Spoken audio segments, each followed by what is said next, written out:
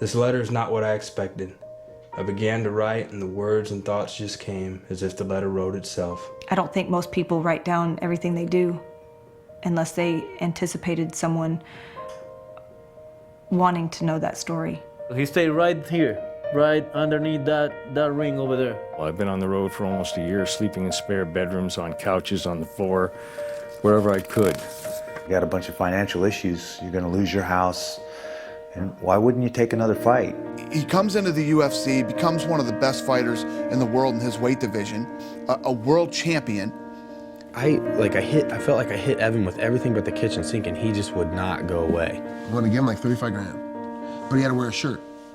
He's like, no. He wanted to be sponsored by the fans directly. He was such an incredible man, but he also had a lot of natural frailty. You know, he found the same problems anywhere he went. You just can't blame Amarillo. Hey, you know, we love you. Come back when you're healthy.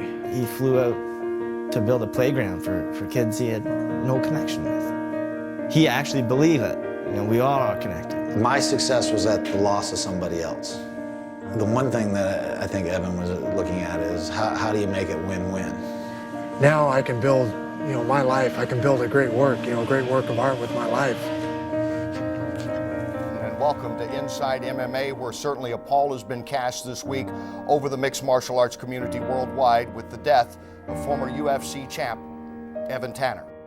You know, I don't know if he had intentions of coming back or not. I mean, that's the big speculation. Did he really want to kill himself? Did he didn't want to kill himself? I mean, I felt like the whole time he was like crying out for help. Everything had to be, what's the end purpose of this? What's the point of all this? If you've ever heard an intelligent person talk, you'd know what he was saying was not from an intelligent person. He's really a stand-up dude, you know? A lot of people didn't understand him.